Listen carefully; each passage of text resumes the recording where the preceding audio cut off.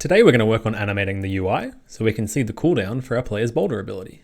So I think this is basically just going to be two steps. The first one will be replacing the little dot here, showing how many boulders you have left with an actual icon of the boulder, because it's not a great graphic. Everything's going to get overhauled anyway, but we could be slightly less placeholdery. And then the second change is currently we're just showing one dot for each boulder we have available, but we want to be able to see how the next one is recharging. So let's say we have two boulders available. Currently we would only show two dots, but now I'm going to show the third dot, but only show a part of it based on how much of the cooldown is left. So we'll fill it circularly. So when there's no cooldown, there'll be nothing, and then you'll see the circle fill up, so you can see in real time how long you have to wait. So let's go ahead and get started and get the thumbnail. Basically just going to take a screenshot of the boulder inside Unity, and then just use GIMP to remove the background.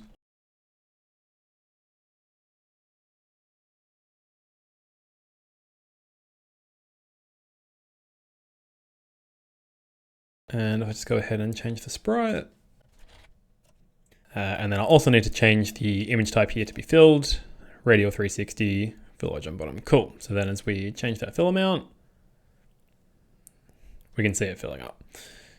Might look better starting from the top. Let's have a look. Yeah, I like that better. So it's filling like a clock face from the top. Cool. All right. So now we just need to change the code.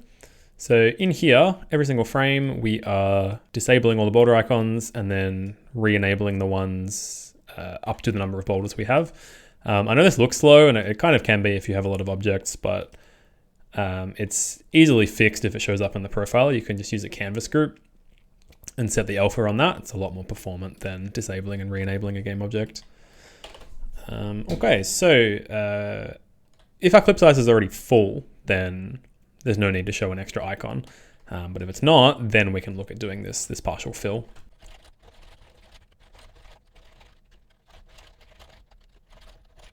So we do 1 minus the cooldown here, because we want the inverse of it. So if we have maximum cooldown remaining, then this would be 1 minus 1, so 0. So our fill amount would be 0. So if we have the entire cooldown remaining, we don't want to show any of the image. And then by the same token, if we have none of the cooldown remaining, meaning it's available, then it'll be 1 minus 0. So it'll be completely filled and show the whole image. And then we just need to set the game object active here.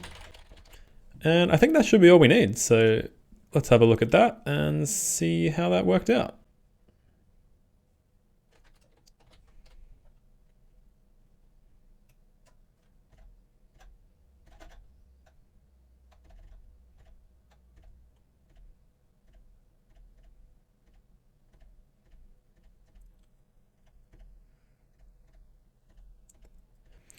All right, cool. That'll do for now. And I think the next thing we're going to look at in the next version is just making this a bit clearer, because there is a bit of a color clash between the background of the panel here and the icons here. So I might redesign the panel a bit, or I might look at adding some sort of ring around it so it's a bit clearer, but we'll have a look at that next time. Okay, so there's two main things I want to do today. First of all, I want to add a little bit of a ring around this just so it's a bit clearer so you can see as the boulders are recharging. And the other thing I want to do is, instead of just having all these icons, I want to spawn them at runtime based on the clip size, the number of boulders that the player has.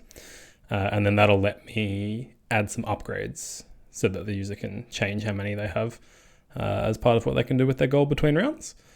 So I think I'm going to start with spawning the icons dynamically, because that way I won't need to copy and paste all the ring changes to everything. So the way we're doing it at the moment is we literally just have an array of icons on our game manager. And then each frame we set them all to be inactive, and then we set the ones up to the number of boulders we have to be active.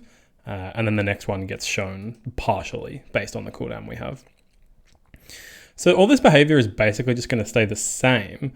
The only thing we're going to change is how we set it up. So rather than having the array here directly on the game manager, instead we just have one icon as sort of a template, and then we'd fill the array at runtime by grabbing our player settings and seeing how many boulders we should actually have. So the pattern I usually follow when I'm doing something like this is to just have a public variable for the template of the thing that we're going to spawn. and then you have a private array that has all of the ones that have actually been instantiated.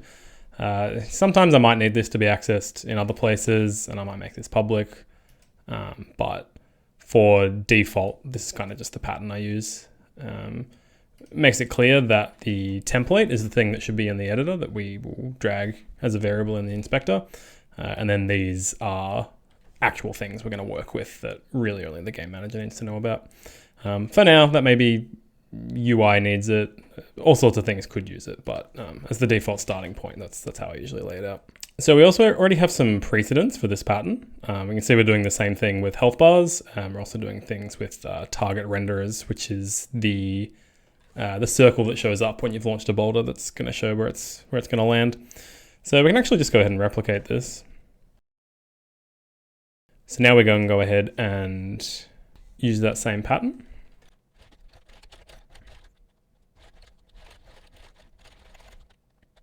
So notice that we're using the template as the first index. We don't have to, it just saves a little bit of memory because we don't have to instantiate an extra one when the template already exists in the hierarchy. So if this was a prefab, for example, then we wouldn't do that because we don't want to be using the actual prefab itself as an object. But in this case, given that our template is in the inspector already, then we can just take that template and use it as one of our objects.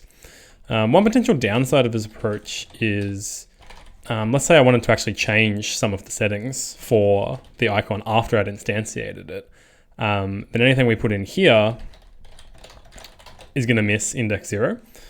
So in that case, you would have to do 2 loops. You'd need sort of loop 1 to instantiate everything, and then you'd need loop 2 to actually make the changes. So that's not ideal. So it's just another thing to consider if you're choosing to use the template for that first element or not. It can make the code a little bit harder to read.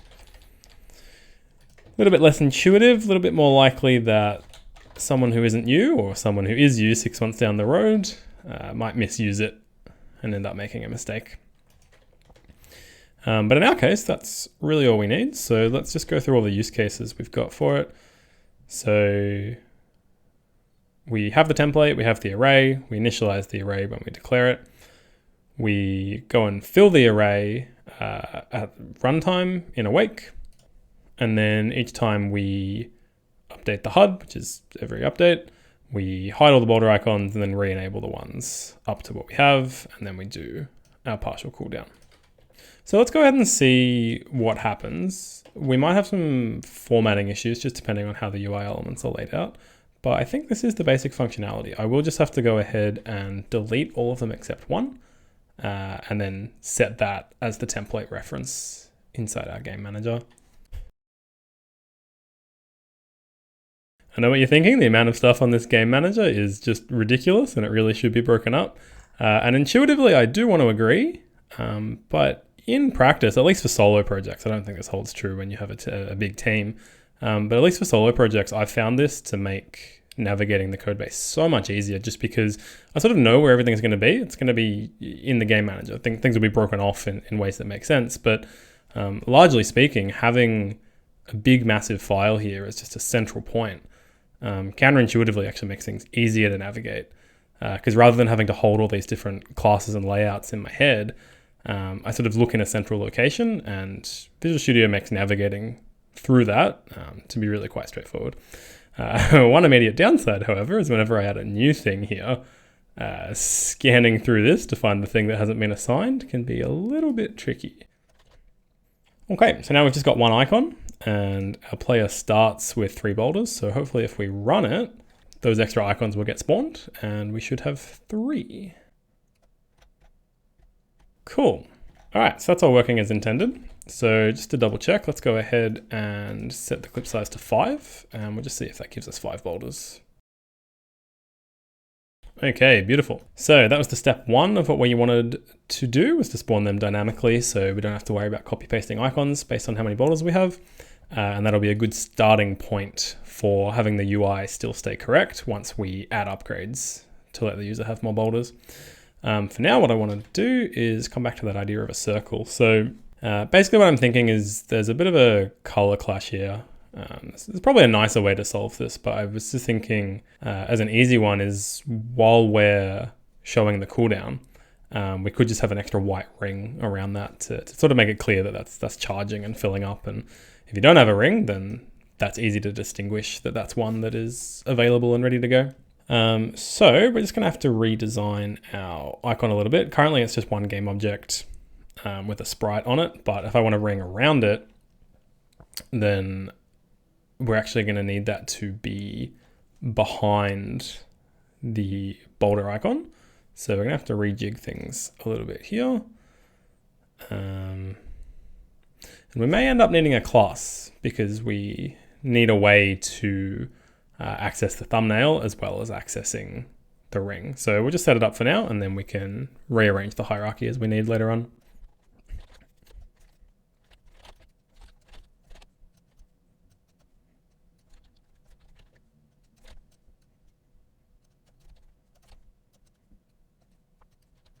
So you can see it doesn't quite line up properly. This is my fault when I made the thumbnail. I think the border wasn't exactly centered. So as always with the graphics on this project, it's going to be one step in the right direction, but certainly not the finished product. Okay, so now each icon consists of two images. We've got the border and the actual icon itself. So I just need to think about the exact behavior that I want. I definitely want some concept of filling up. But I'm not sure if I want both of them to fill or just one of them to fill. Either way, I'm going to need some data structure to let me wrap these, because I've just got an image array here for the border icons. But now I would need, for example, another array. And that's pretty crappy, and that's gonna get out of hand pretty fast. So this is a common thing I like to do in UI, where I've got some sort of UI element that's made up of a few different elements, and I've got an array of them. It becomes very awkward to start having an array for every single part of that UI element. So instead, I find it a lot easier to just make a class that wraps all of them, and then you can just have a single array and access the individual components however you need. And all this is just a simple wrapper around two images, one for the icon and one for the border. So then we can go and add the script to our icon, and we can just drag our two images in. So then our game manager, rather than just having an array of images here, has an array of the actual border icons. And we'll have to change the template as well. And then when we go and set those inactive and active, we can now access the whole object itself or the icon or the border individually based on what we need. So in this case, previously we were just trying to set the fill amount on the icon, which we were setting to just the array index, which gave us an image before. But now, because that's a UI boulder icon, which is the script we just made, we need to grab the actual icon image from it. So we'll just check that this had the same functionality as before. So I'll just turn the border off, and this should do exactly what we had before. It's just an image and it filled up. Nope, it's going to give us a null reference exception because we changed the data type of the template from an image to our icon, which then goes and wipes the reference in the game manager. So we'll need to update that. It's a thing to be careful of if you're ever changing your data types of things you have in the editor. That will wipe the reference. Okay, that is better, but we're now no longer getting a nice actual fill amount, which we should be as this fills up. So there's something wrong with our code here. We're going to have a look. It's possibly to do with how we're enabling and disabling them.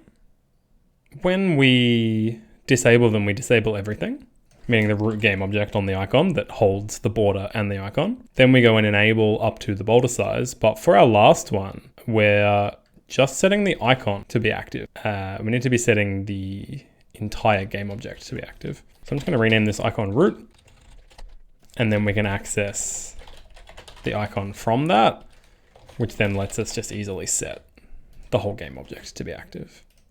So this should be back to the original behavior we had.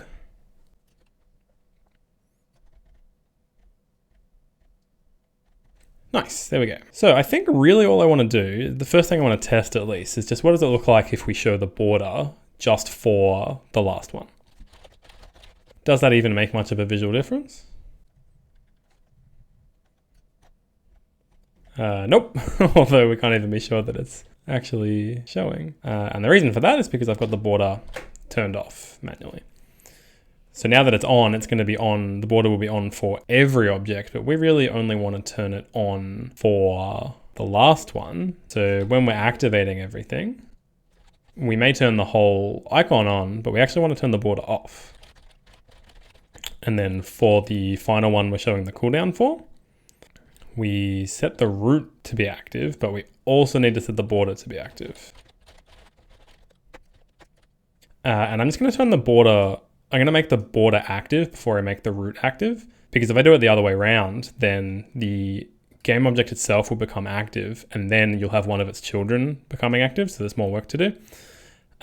But if we do it the other way around, this icon, this border itself might be active, but it won't be active in the hierarchy because its parent is inactive. So it's a good practice to get into to just make all the changes on the hierarchy that you're going to make before you make that part of the hierarchy active. So in this case, my end goal is going to be to set this object active. But because I need to do things in its hierarchy, namely turn one of its children on, it's better to do that first before any of the changes to the hierarchy actually come into effect. Okay, it's kind of the effect I was going for. Having it off center is making it not very visually appealing. But watching it like that, I think I do like that effect. As it fills up and then it moves on to the next one. So, you know, there's a lot I can do with this, but the basic goals for this session were to put some kind of ring around it and dynamically spawn the clips, dynamically spawn the icons based on the clip size. So I'm happy with that. And then the next thing we're going to look at is adding some upgrades to our menu that definitely needs a redesign because it's pretty gross, but it's okay for now. We'll look at that in the next session.